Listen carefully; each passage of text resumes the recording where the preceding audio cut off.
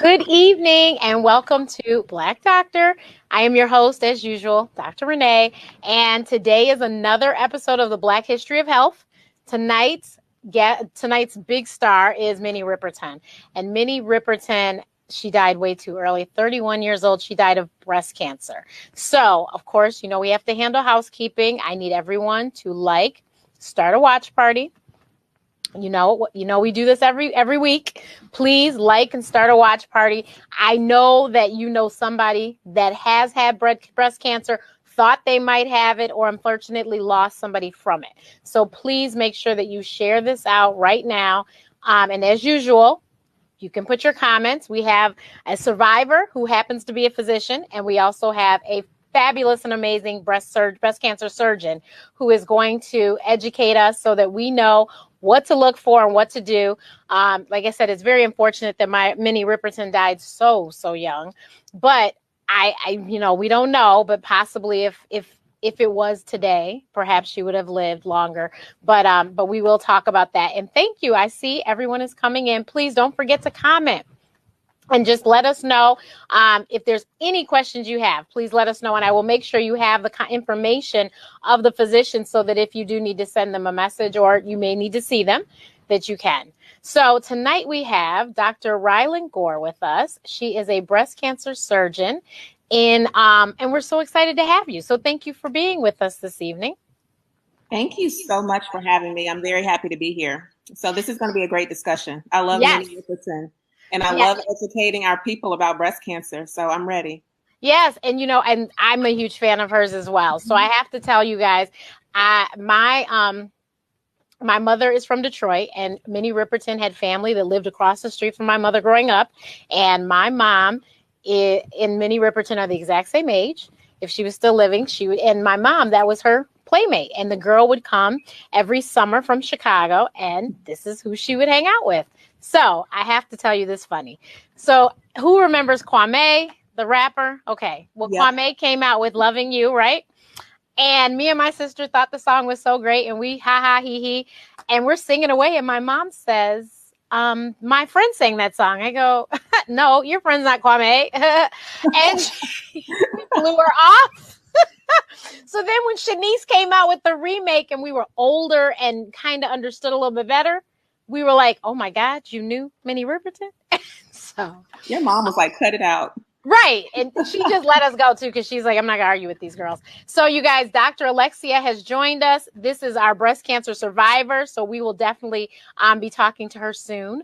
But first, Dr. Gore, please, well, I'm gonna call you Dr. Ryland because that's what we do around here. Yeah. Dr. Ryland, please let us know, what are we looking for when we do those home breast care, self-breast exams?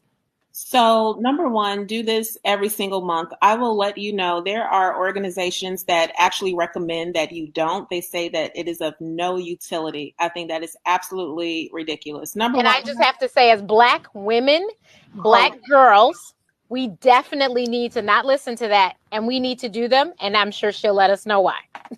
Because at least half of my patients have found their own cancers. Most of my patients, they show up to the doctor. Whether they get taken seriously or not, depending on who they go to, is a whole separate conversation. And something that Dr. Alexea is also going to speak with us about today. But over half of my patients have found their own tumors. And so you need to do this every single month, usually the same time of the month. Because what age do we start? Teens, 20s. I have these young girl. My youngest patient that I actively take care of is 10 years old. Obviously, I'm not expecting a cancer in a 10-year-old, but she has a lot. Her breasts are busy and she has a lot going on, even at that young age. And so moving forward, this is somebody who I would definitely want to watch very closely, because something's going on. And even though she looks average risk on paper, she's probably not average risk, And so every single month, whether it's an up-down motion or in a circle, laying down, in the shower, figure out what works for you. Figure out what works for you and do it. And focus not just on the breast, but go up into the underarm. The axilla is what we call that, because the breast tissue actually extends there. And furthermore, if there's actually something going on, a small mass, every now and then, not always, you could have a lymph node there as well that's prominent. And so I tell patients to do this every month. It's easier for most patients to do it after their menstrual cycle because the hormones are at their lowest. Everything's kind of calmed down. The breasts aren't as tender. The breasts aren't as swollen. And so if there is something there, it's much easier to feel it. Another thing you need to watch out for, not just masses, if you have any skin changes, redness, all of a sudden your breast is swollen. I had a patient come in, this breast grew, it was the size of a watermelon when she came in, while the other breast was her normal C cup, D cup size. So if you have gross enlargement of one of the breasts, something is going on that needs to be evaluated. Any skin dimpling, nipple retraction, nipple areolar retraction, discharge, all of those things are worrisome signs that need to be worked up appropriately. So I will never forget this. A few years ago, Chance the Rapper, I live in Chicago, so these things come across me. Chance the Rapper's aunt died of breast cancer, and she said before she died, she didn't think she had it because she had no symptoms. So I want you all to understand, you may have breast cancer and you don't have a cough, sneeze, nothing. So you need to please pay attention. And I will also never forget in med school, I saw a breast that looked like orange peel. It was all dimpled, and we did surgery on it. I'll never forget that. That was in my general surgery rotation, and I'll never forget it. But you guys, you need to pay attention. And the reason why you do it every month is so that you know if something is different. It is awesome that you go to the doctor once a year. God willing, you do that. And she or he will write down and make notes so they'll know what's normal for you too every year. But if something changes between those 12 months, you need to let them know.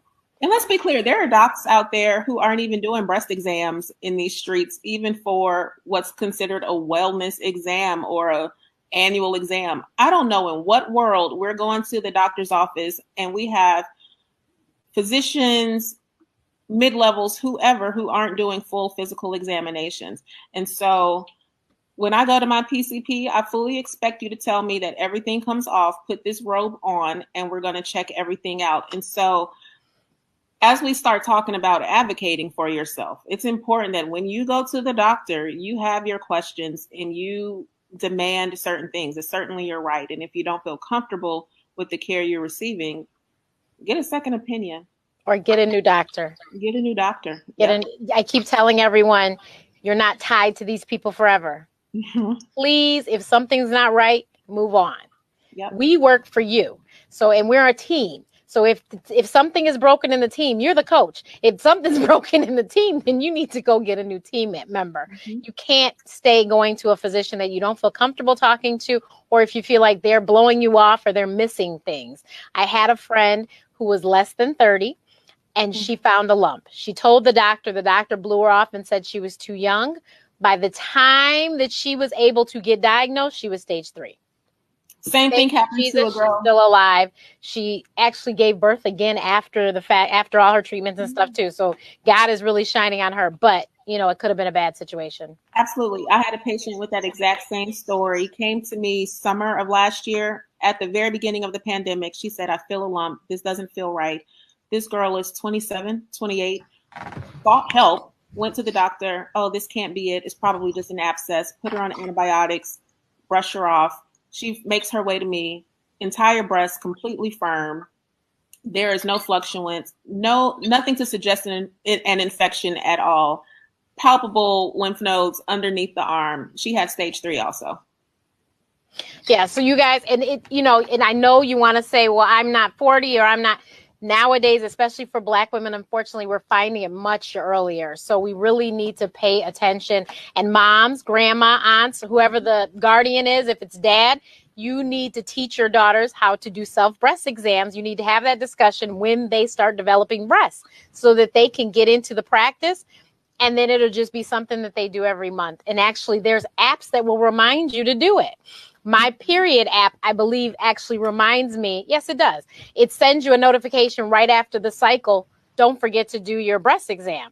So it reminds you. So there's ways to do that. And I want to acknowledge there was 2 or 3 people already that said in the comments that they found their own tumors.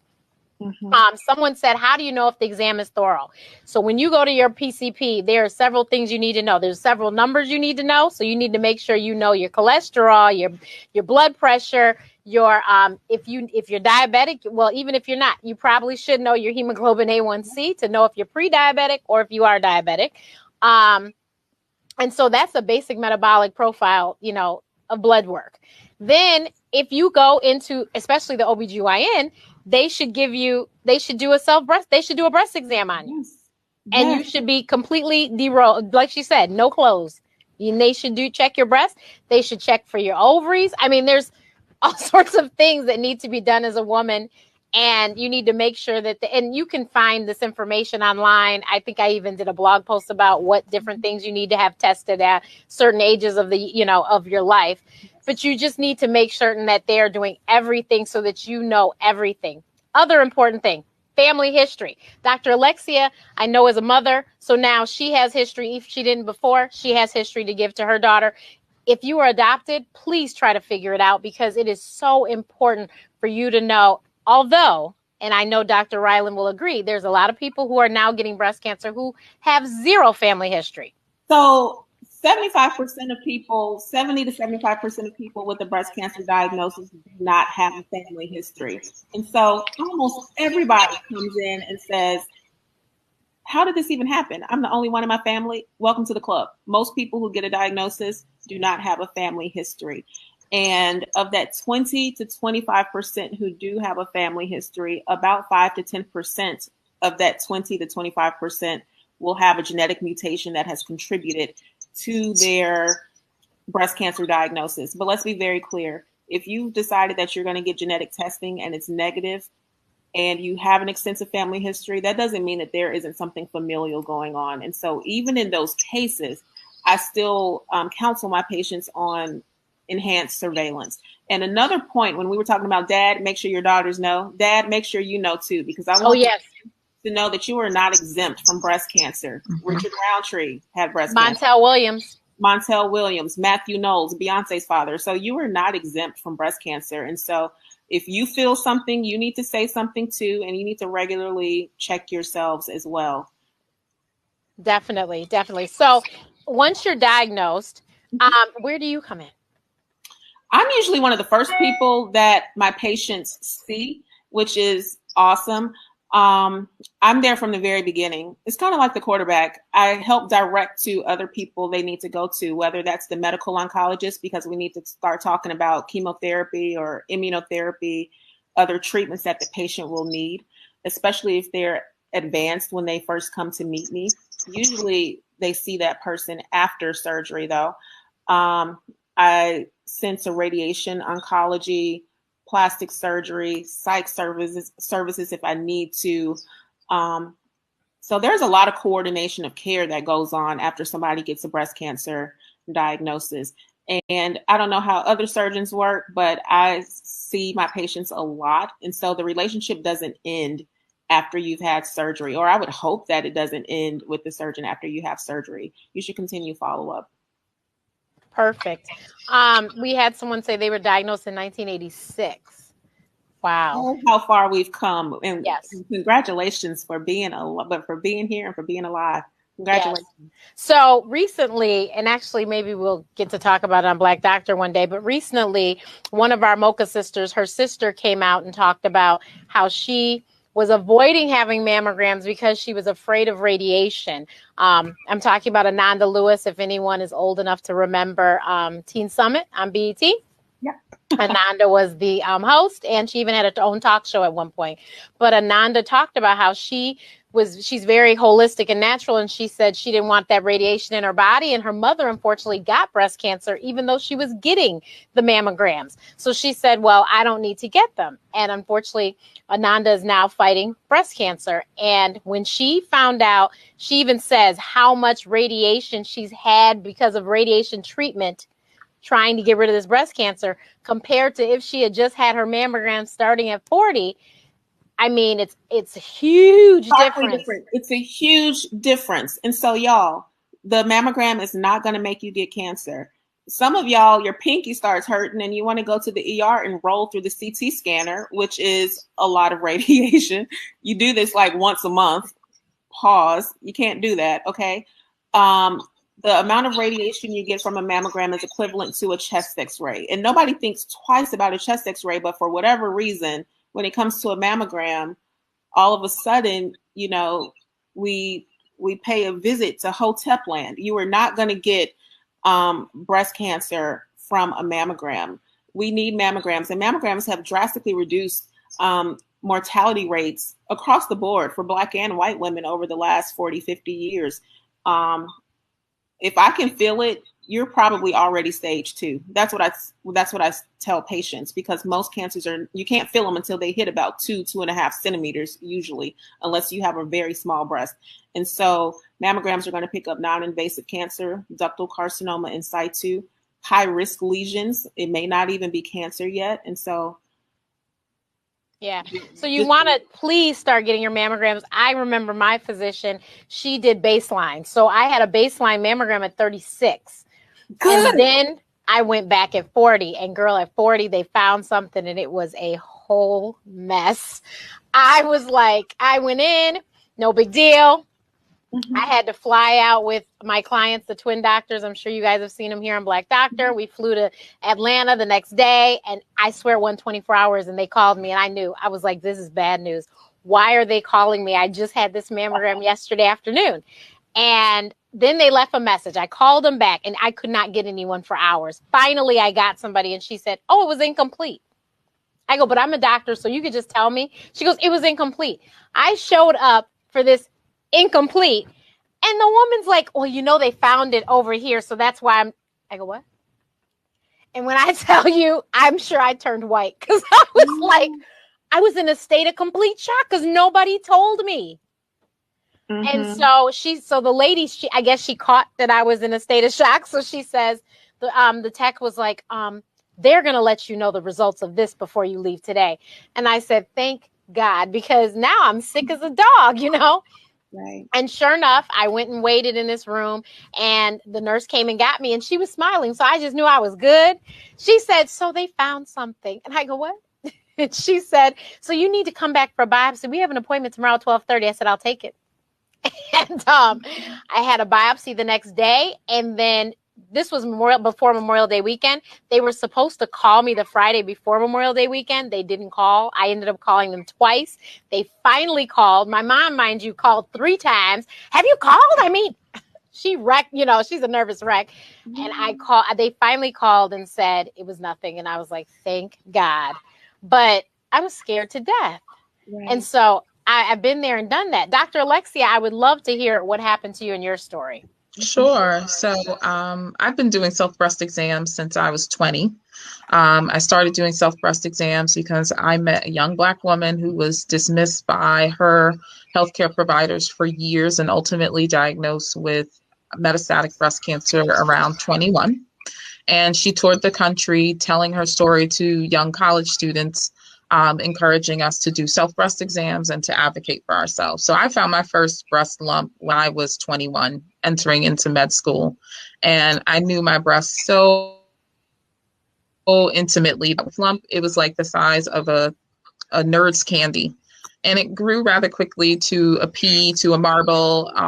And by the time I got it evaluated, you know, had all kinds of inappropriate care, and ultimately landed in the hands of a woman general surgeon at my med school who finally said, you know, from physical exam, it feels like a fibroadenoma, but we'll get an ultrasound to determine that. And so that's exactly what it was characteristic of, was a fibroadenoma. It got larger and more painful over the next year. I had it removed a year later, and that's what it was. And I continued monthly self-breast exams for, you know, the next almost 15 years. And at 35, I found another marble size, you know, well circumscribed, could wrap my fingers around it, non-painful lump in my left breast, on a routine self-breast exam on a Sunday night. And please, y'all, do not let these internet, you know, quick, crazy self-breast exams that y'all see people doing in the breast cancer groups fool you. That is not appropriate. And that burns me up that in the breast cancer community of all places, we would, for social media, act like a self-breast exam is this quick thing that you can do in the span of a reel or, a stories clip. So take your time with it. So I found this lump, brought it to the attention of my primary care doctor immediately, went for ultrasound, was told preliminarily that it looked to be consistent with a fibroadenoma. But when the final read was done, it had concerning features and it was described as BI-RADS 4. At that time, my inclination, because I was a young doctor, newly single mom, building a practice, I don't have time to be sick. If it looks like a fibroadenoma, I wanted to be conservative and, repeat the imaging in 3 months. You know how you get those radiology reports, repeat ultrasound in 3 to 6 months or biopsy now, correlate clinically. So my clinical correlation was I was waiting 3 months and my primary doctor was like, heck no, you're a young Black woman. If this is breast cancer, it's going to be more aggressive. It's more likely to kill you. You got to go get a biopsy now. And she went with me and held my hand through this biopsy. And so that biopsy showed LCIS. And I ended up having a lumpectomy. And on the pathology from that lumpectomy, it did show LCIS and it also showed fibroadenoma, and wrapped in that fibroadenoma was ALH, or atypical lobular hyperplasia. So I had badly behaving boobs, and that took me in this path of high risk screening. So I ended up getting breast cancer screening every 3 months. Alternating with breast ultrasounds coupled with mammograms and MRIs as the alternate study. And after a couple of rounds of, image, biopsy, wait, repeat, I was put on tamoxifen and, still the same thing, still finding lumps, findings on imaging. And I said to my breast surgeon initially, like, can't I just get a bilateral mastectomy? Like, can't we just take away my breasts? Because, eventually I'm going to get cancer. And that wasn't even my frame of mind. That was my primary care doctor's encouragement. She said, you have ticking time bombs on your chest and they're going to eventually get you. You need to get your breast cut off. And so she's like, just cut them off and get a new pair. And, I took the advice of my doctor. So I presented it to my breast surgeon and his words were, it's too radical. And so I said, okay, well, what if I have a G mutation, right? Wouldn't that make me a candidate? And he said, you're not a candidate. You don't have a significant enough family history of breast cancer. And while I may not have had a significant family history of breast cancer, my father and my grandfather both had prostate cancer. And my grandfather's prostate cancer was very aggressive and it killed him. And on my mom's side, I had a family history of colon cancer. So while it may not have been, well, I'm not even going to say that. I'm not going to cap for him. I should have been screened then, but I was not. And because I was already in the care of a breast oncologist, I also said the same thing to her. Well, shouldn't I get a bilateral mastectomy? And she said, it's too radical. So I said, well, what about genetic testing? And she said, you don't qualify. And what qualifies somebody for genetic counseling is because their doctor said so. May be a different story, and the genetic counselor should make that decision. But it costs us nothing to make a referral to a genetics counselor for a patient that's appropriate. And because I was having all kinds of abnormal breast imaging and all kinds of abnormal pathology on these biopsies, and it was compelling enough for me to be put on tamoxifen even without a cancer diagnosis and to be screened every 3 months. So to say that anything was too radical was ridiculous, and I don't have better language for it right now. So when I was 37, still in this, cycle of routine screening, but I had been spaced to every 6 months imaging at this point. I had a mammogram and an ultrasound, which were quote unquote unremarkable. And I saw my breast surgeon to follow up and review that imaging. And he said, okay, well, next time, let's get an MRI, because that's where we were in the cycle. And he stepped out the room to write the orders and allow me to get dressed. And I was still getting my clothes on. And he came back in the room and he's like, you know what? Let's just compare oranges to oranges. Your last imaging was a MRI 6 months ago. Let's just get the MRI now. I don't want to wait 6 months to get it. And that MRI diagnosed my stage 3 breast cancer.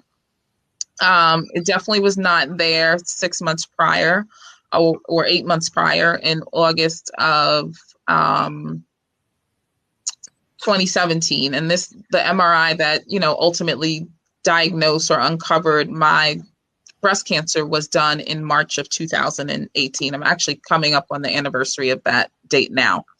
So I had an MRI guided biopsy, and I've had enough biopsies to know that if there's nothing exciting about that pathology, you get that phone call in 48 hours. And so when 48 hours came and went, I was like, I have cancer. They're doing, special stains. They're doing hormone receptor testing. They're doing HER2 testing. And so 5 days after my biopsy, I finally got the call and was told that I had breast cancer.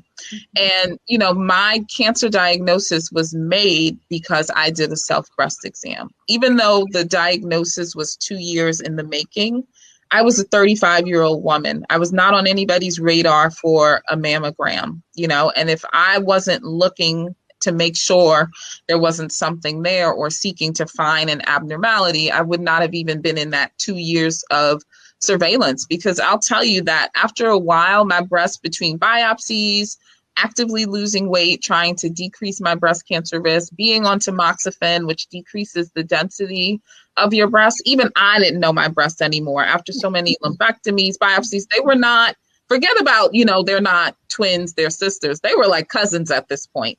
So having always been able to find a mass when I had one, or wrap my fingers around a mass that I had, after a year of living with, the first mass I found, where my cancer was, my tumor was 9.5 centimeters, but I didn't have a distinctly palpable mass.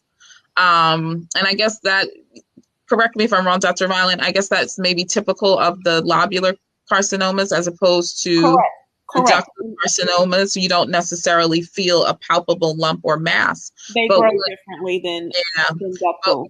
Yep.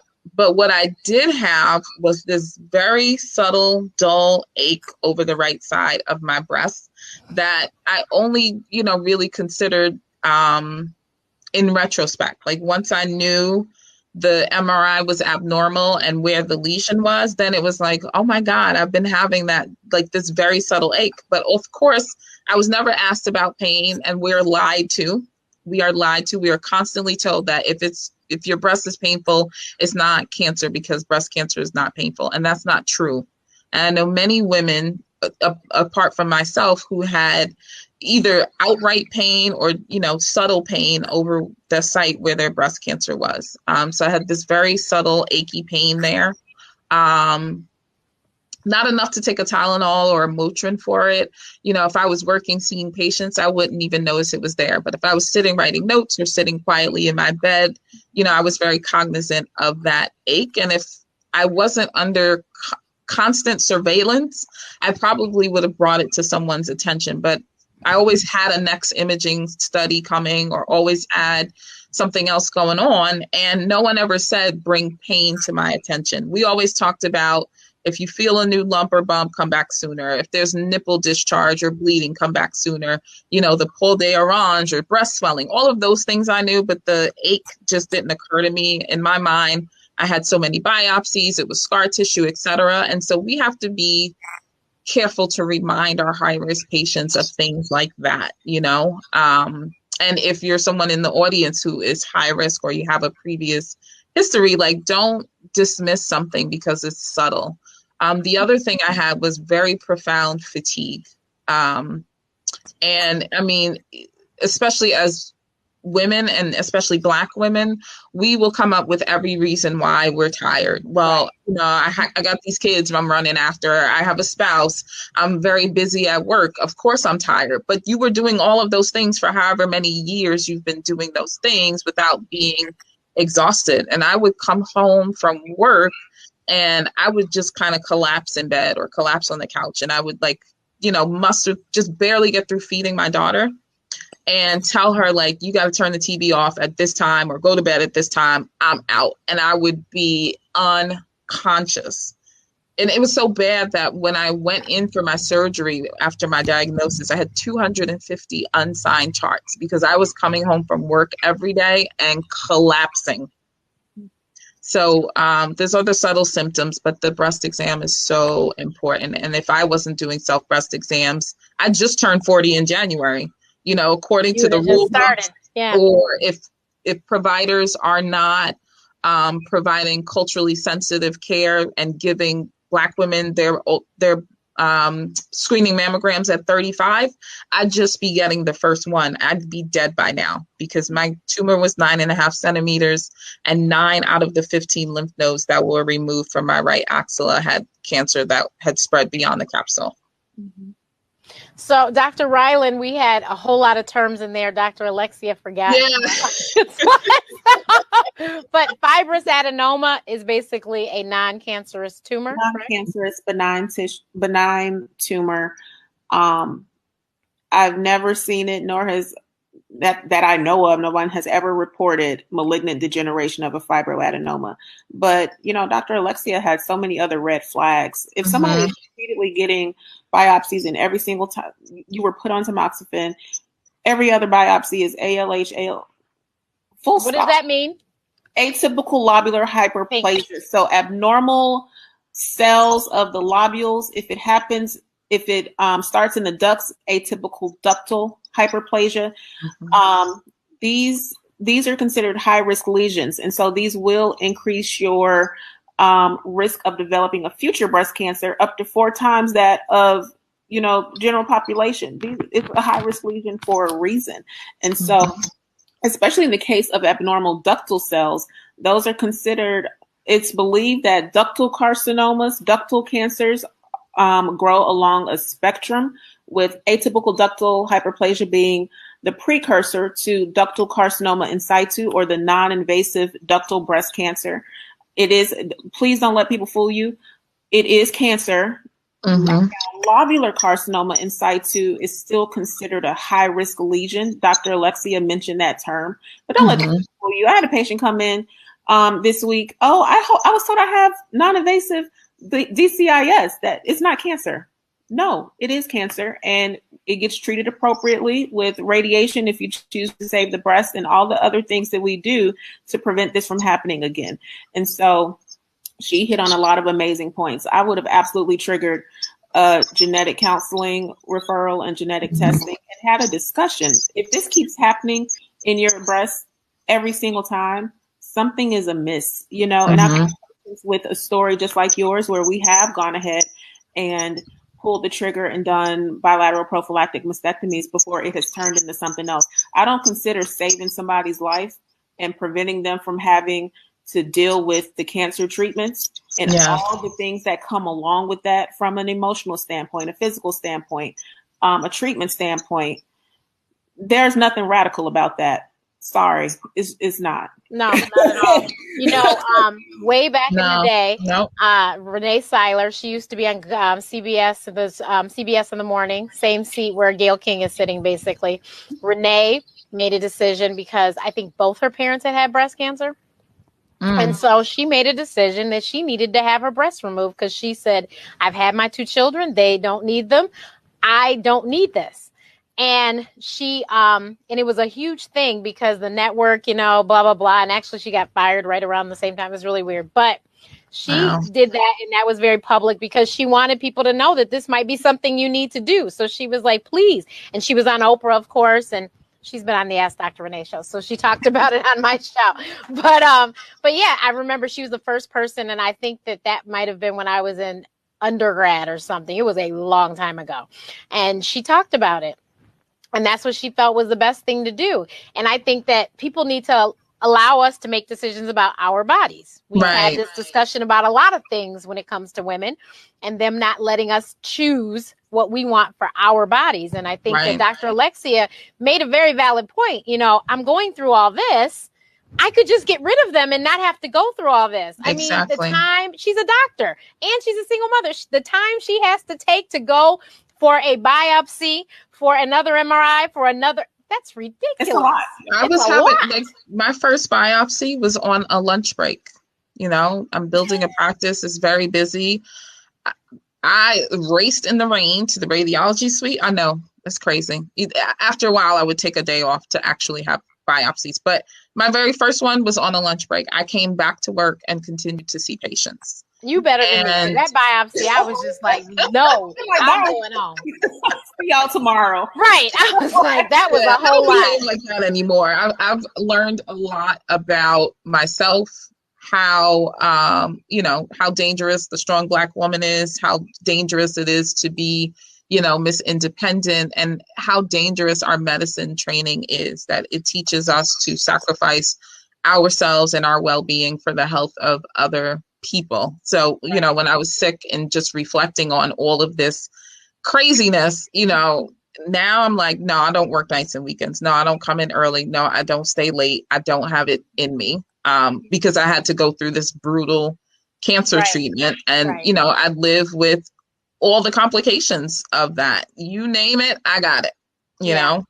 So, yeah, when we're talking about young Black women who are more likely to die of breast cancer and more likely to get diagnosed at an earlier age with a more aggressive cancer, nothing is too radical, including cutting our breast off. And, you know, I was always the doctor telling people, you know, as an infectious disease doctor, you got to cut that toe off. It's going to kill you. Right. You know, you telling women who've had breast cancer, I'm sorry. Yes, I know you love your reconstruction. It's beautiful. That implant is infected. There's nothing I can do to cure it. It's got to come out. We can get it back in later. And so having told more people than I can count to take things off of and out of their body to save their lives, for me, that was a no-brainer. Like, if you would take these things off of my body, you can have them. And so to be told no is too radical, and sort of part of that being a physician was my downfall, because I'm a stay in your lane. Like, if I'm the ID doctor, don't come over here telling me how to do my job. I know what I'm talking about, but I also know that I'm always acting in my the best interest of my patients. And, you know, you almost assume that that is true for everybody else. And so I didn't advocate, I didn't push, I didn't fight, because two doctors in their lane told me the exact same thing. But the reality is the care was disparate and it was unacceptable. And, you know, this could have been avoided. So it took 2 years for me to finally have a diagnosis of breast cancer. And we spent 2 years not preventing it in the way that we should have. And, you know, or in the way that my doctor should have. I'm not taking responsibility for it because it was not my expertise.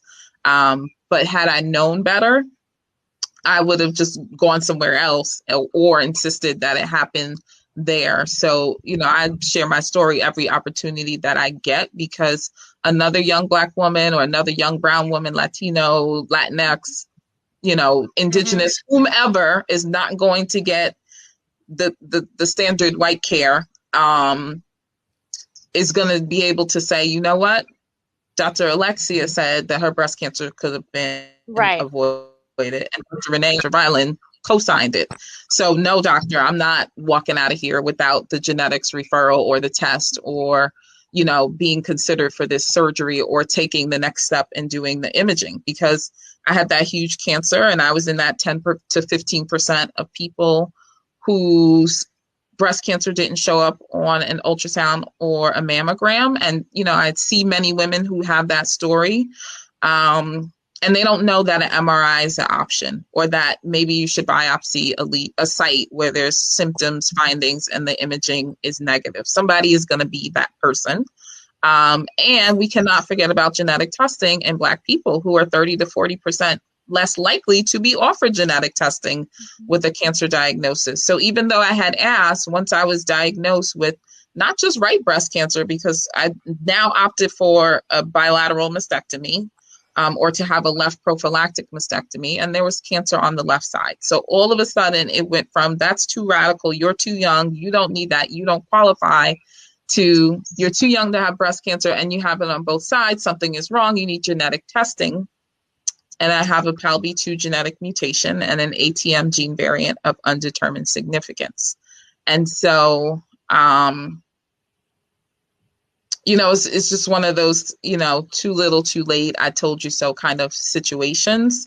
So to, recount all of those things and to know that I asked for exactly what I needed and was denied and, got it when it was too late. It's just incredibly disheartening. And I just don't want that to be someone else's story. But today you are cancer free. Yes. Amen. I have a girlfriend from med school who unfortunately is no longer with us. She knew something was wrong and she fought with Blue Cross Blue Shield. I'm sorry, I just have to say. And she fought because they would not get her the imaging that she needed. Mm-hmm. And then it came too late. She had kidney cancer as a kid and ended up with, and she had actually prophylactically had, I think, her reproductive system removed, but it ended up breast cancer, I think, is what killed her. So, yeah. So, because kidney cancer, all these cancers at a young age, all these kind of things, all these crazy stories automatically trigger further workup. Yeah. I will say from that sense, I'm very conservative. If something even blinks funny, I'm like, oh no, we need to figure out what's going on. And just that not a lot of people feel that way is kind of, it's just crazy to me. But to Dr. Alexea's point about, a lot of things kind of happening around the age of 35, I think is important to know that for Black women, it's recommended by several radiology organizations. So Society of Breast Imaging, American College of Radiology, as well as the American Society of Breast Surgeons, that starting at 35, you should probably actually begin your screening mammograms at that age because we are more likely to be diagnosed with cancer, breast cancer, before the age of 40. And I got to tell you, I have a lot of women walk through my doors, 20s, early 30s with breast cancer. I saw at least 3 that were between 30 and 32 last week. So get it done. Definitely, you guys, what you need to do is, if your doctor doesn't say it, you need to say, I would like to have a mammogram. I'm 35, or I will be 35 on my next birthday, and I would like to have a prescription for a mammogram. I am not 40. I'm getting a mammogram tomorrow. Okay, so see, she's not 40. She's getting a mammogram tomorrow. So I am 44, so I've been in the game for a little bit. There are some states, like in New York State, you do not have to have a prescription for a mammogram. As long as you don't have any prior history of breast cancer, breast biopsy, or, abnormal mammogram, you can go in for a routine screening mammogram. Correct. You just need to have a doctor to have the result forwarded to. Correct. I did fellowship. Well, what about it getting covered? Your insurance will cover it. It's covered. It's covered. Yep. Okay. It's covered. You can just say, because maybe it's not in Michigan, because in Illinois. Yes, so in Illinois, they were like, we need a prescription. It's covered. The crazy thing is, I was trying to go and get a mammogram after the pandemic kind of wore down a bit. I said, well, I'll just go and get it, and they told me, my doctor is no longer allowed, because my doctor was out of state. They were like, we can't do the mammogram, because I said, but that's the only person that's ever prescribed them. And so because she gave the prescription, they refused to do it. So that's what I'm saying. Illinois might not be that way because they were not going to let me do that mammogram without this prescription. And so state dependent. Yeah. So you guys, please let your doctor know you would like to have a screening mammogram.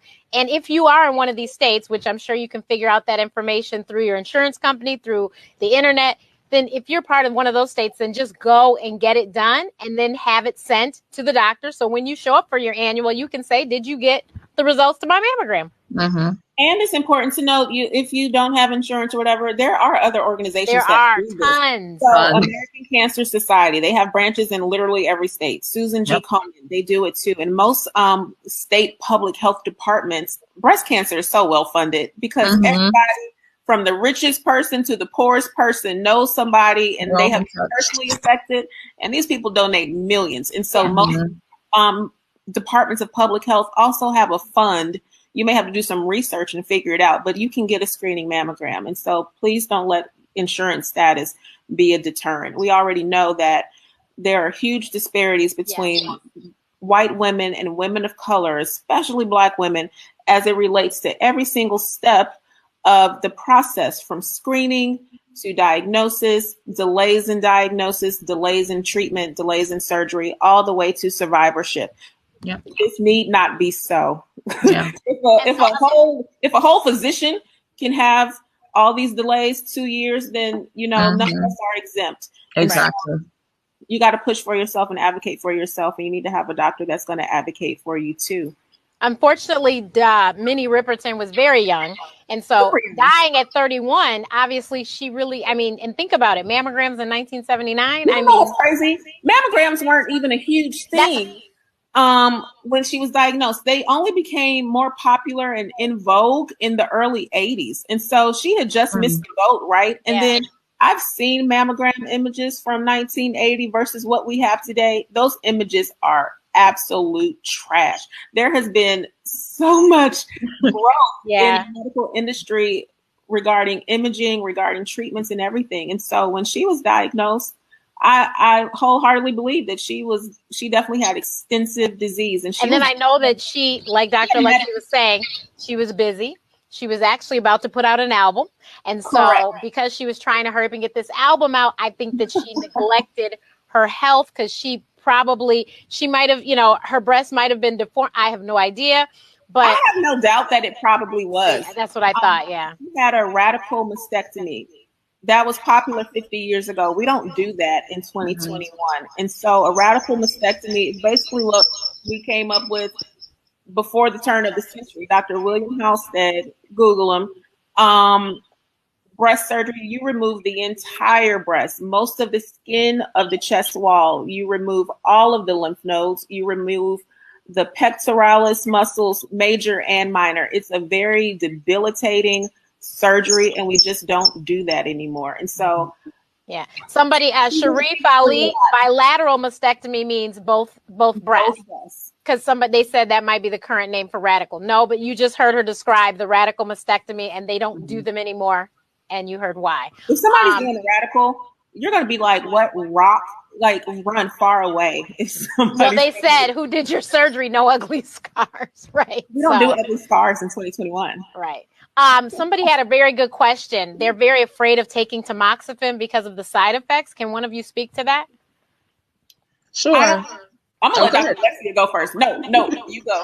Okay, I was going to say tamoxifen can cause a number of side effects, but the most important thing I always want my patients to understand when I'm prescribing meds is a lot of times in those side effect profiles, the side effects can happen, as low as like 1 to 5% of the time. If it's really common, you might see it like 10, 25% of the time, but we tend to only accept that for the milder symptoms. So tamoxifen can cause a number of things like joint aches, hot flashes, of course, change in your menstrual period. So it can be more irregular or, less flow, heavier flow.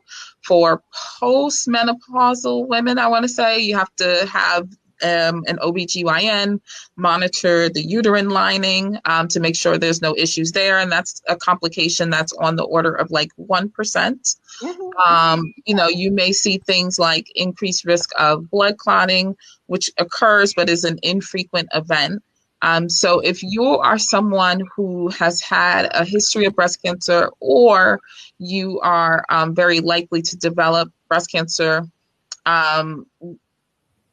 though the side effect profile, even though it's pretty ugly, the side effect profile may be acceptable because the complications of a recurrent breast cancer or distant metastasis is much greater and much more concerning than the side effects of the tamoxifen. And then also, depending on your situation, tamoxifen may or may not be your only option. So you can give it a try, at the advice of your doctor, and just really closely monitor the symptoms. You can always start a prescribed med and see how it works for you. The other thing is get off. And if it's not working for you, you can stop it. You can discontinue it. I have seen women also have a significant amount of mood disturbances with tamoxifen, depression, anxiety, things like that. And so again, like all other side effects, that needs to be monitored as well. But you can always stop it. It's not a medicine you need to wean off of or anything like that. There's no withdrawal from it. So if you need to be on it, it is certainly okay to start it, monitor your symptoms closely, follow up any labs that are of concern closely. And if you need to stop, you can always stop under the advice of your doctor. But remember, when you look at side effects of your medication, you're not comparing the side effects to doing nothing at all. You're comparing the side effects to what if this cancer comes back, or what if cancer develops, and you decide what for you is the bigger risk. That's how to look at it. Let's just say this, for most of those medications, while most of the most common side effects are annoying, the benefits far outweigh the risks as far as I'm concerned. And so a couple of things about endocrine therapy. And so one medication we mentioned was tamoxifen, but there are others that we give for women who are postmenopausal. If your tumor, so we're always going to check 3 things, right? So we're going to check to see if it expresses the female hormones, estrogen and progesterone. And we're going to check to see if your tumor expresses the HER2 receptor. That's if it's invasive. If it's not invasive, we're only looking at estrogen and progesterone. If it's negative, they probably won't put you on any of those medications because they know that this tumor was able to grow without the direction of your hormones. And so you just had something that just went kind of rogue. And so we're just going to monitor you very closely.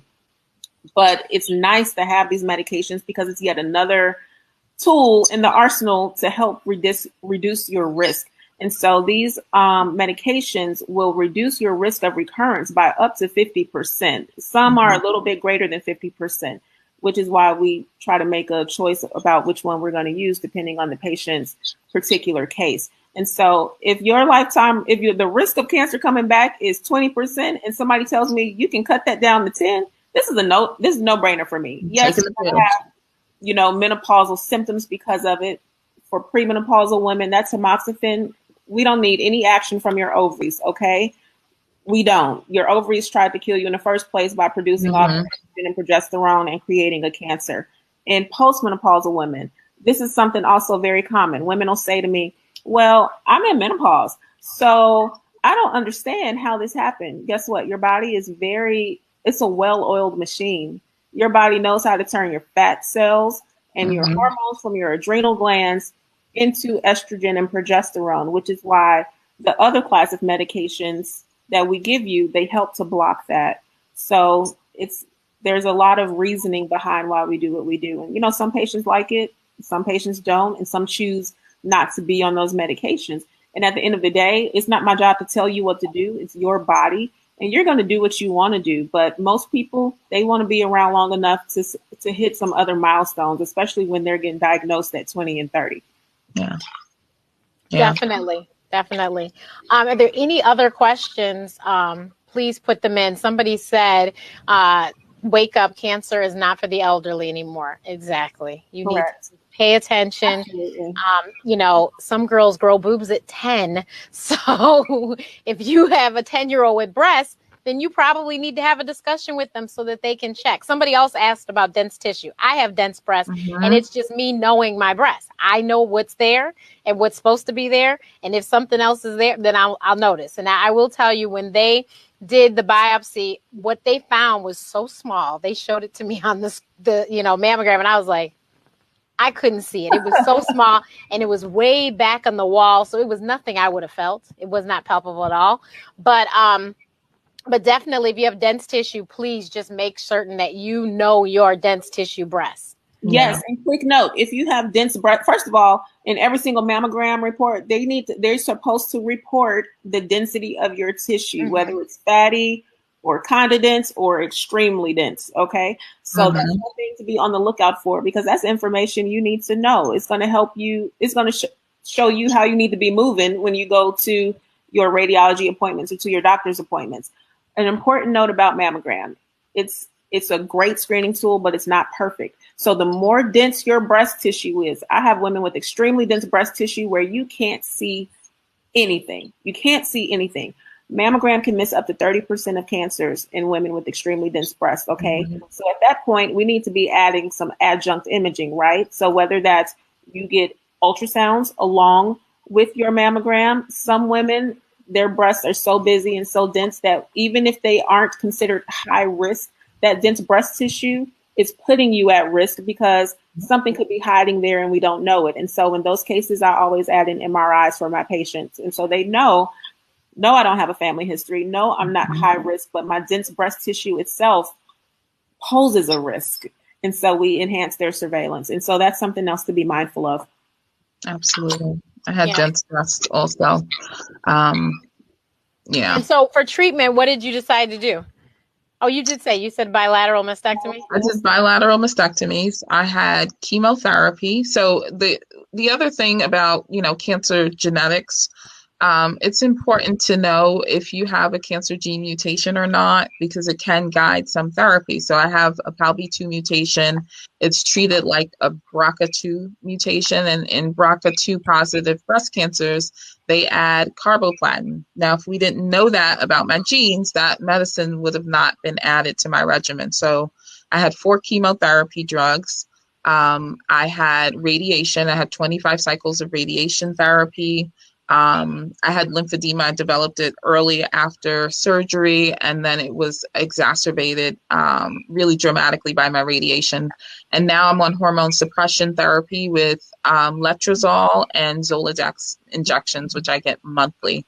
I didn't go on tamoxifen, which I would have otherwise based on age and being premenopausal, but I went on the aromatase inhibitor because I developed cancer on tamoxifen. So we weren't going to take a chance and go back to that particular drug. So I remain on that. I'll be on that for 10 years. At some point, I will probably have my ovaries removed. And because I know my cancer genetics, I'm at risk for pancreatic cancer. So I'm in a pancreatic cancer surveillance program, which there's very few in the country. And you cannot enroll into that kind of screening protocol unless you have a known risk. So it would have to be a strong family history or a genetic risk factor. So, the more we know, the better and more appropriately we can be taken care of for our individual bodies. But for, Black men and women specifically, we have to have culturally competent care that considers how high risk we are. And again, don't ever let a doctor tell you something is too radical when you're living in a body that, you're more likely to be diagnosed at a younger age. Your cancer is more likely to be aggressive and it is more likely to kill you for so many reasons. And it's not just the cancer, it's the systemic issues as well. And so we just have to call people out and really help, advocate for ourselves and help guide and direct the care that is provided to us. Definitely, definitely. Now, I've never met either one of these ladies, but I've seen you guys. So, Dr. Alexea, I started following you, I think, because I saw you in Mocha and they said, oh, she's got cancer. And I started following you then. And so I remember you doing videos. She didn't have any hair, you guys. You see all this hair she has now. So I remember, and I was like, oh, my goodness. And so it's good to see that you are well and that you will be celebrating that anniversary this month. Yes, thank you. So where can I see Dr. Alexea? That is your Instagram? That's my Instagram handle. That's my that's my Facebook handle. It is my Twitter handle. You can find me everywhere at Dr. Alexea. My website is dralexea.com, and I'm Dr. Alexea on Clubhouse. If you're over in that space, Dr. Ryland and I have been in several conversations on that platform together and look forward to several more in the future. So you can follow me for all things, breast cancer, cancer genetics, cancer awareness, and just, healthy lifestyle. I understand that we, live a life of total health and wellness, especially cancer wellness for those of us who've experienced or know we are at risk for any cancer diagnosis, but particularly breast and ovarian cancer. We have a good question here. I have dense breast and I'm triple negative breast cancer survivor. I was diagnosed December 2014. I had chemo, lumpectomy, and radiation in that order. Even though I'm getting mammograms annually, I'm not having ultrasounds or MRIs. Should I request one or the other? I would. Short answer, yes. So both of them shook their heads yes on that. Yes. This long, drawn out answer. Yes. Yeah. I'm like, yeah. Absolutely. So please, you guys, take this great information. Dr. Ryland, please tell everyone where they can find you. I should have been like Dr. Alexea and, multitask. I can be found Ryland Gore, RYLANDGOREMD, and that's across platforms. Twitter, I'm not as active on Twitter, but Twitter, Instagram, Facebook. Ryland Gore, MD? Yes, Ryland Gore, MD. And that's also on Clubhouse as well. Yes, exactly. Yes. So everyone, I will try to put everything in the post in YouTube and in Facebook so you guys can find them. But here are two people that gave us a whole lot of information today. And I hope that this was helpful. Okay, somebody said I was not given a PET scan because my lymph nodes were clear and my onco was a 4. Should I request one? Not necessarily. So I will say this. If I'm ordering a PET scan on somebody, be afraid. I'm worried about you. And but it is important to note that for patients who are, you sound like you were still considered early stage, so stage 1 or 2. But for patients who are stage 3, and certainly, God forbid, you're diagnosed as, or there's a high suspicion for stage 4. But if you're stage 3, they should be, insurance should be covering a full workup. So that's a bone scan and a PET CT. I always do MRIs on most of my patients as well to get the full extent of disease in the breast. If they won't cover the PET CT, a chest CT of the chest, abdomen, pelvis, as well as a bone scan, they usually can do all of that. Thank you. Thank you. So if you guys have any other questions, you know how to find these ladies. And thank you guys so much for giving me your time this evening. This was very informative. And I do apologize. We had some acronyms, but we did get them all taken care of. We had somebody that said something about that. So, but we got them all, deciphered. Sorry. So please make certain that you do your breast exams. That's the biggest takeaway, is if we can do our own, then we can find it probably faster than the doctor can find it. So let's make sure that we know, you've seen the slogan, know your girls. Let's know our girls so that we can definitely prevent this from happening. Like we said, Minnie Ripperton was 31 and God knows she was an amazing talent. And can you think of all the amazing music we would have had she lived longer? Thankfully, she did give us her fabulous daughter, Maya Rudolph, who cracks us up on a regular basis and is extremely talented. But yeah, let's please look out for each other. I mean, Robin Roberts, there's been so many Black women that have had breast cancer and thank God have survived it. But for those that have lost their battles, we are so sorry. And we just need to, knowing is half the battle, as they said on G.I. Joe. And the earlier you know, the better it is for you. That's right. You got to know early. So don't not go to the doctor because you're afraid that's what it is. Go to the doctor so that you can find out if it is or it isn't. Yeah. So, because a lot of people are like, well, I don't want them to tell me bad news. No. Just go, because there's something they can do about it. As Dr. Ryland said, breast cancer has had so much research done and there is so much money put behind it. There probably will be a cure very soon because there's so much money behind breast cancer research. So they can probably treat it, and you could be like Dr. Alexea, stage 3. If you know anything about cancer, it's usually 1, 2, 3, or 4. Stage 3, and she's still here with us. So that tells you that things can be done. Yes. So we will see you again next week, you guys. Thank you so much, and everyone have a fabulous evening. Thank you.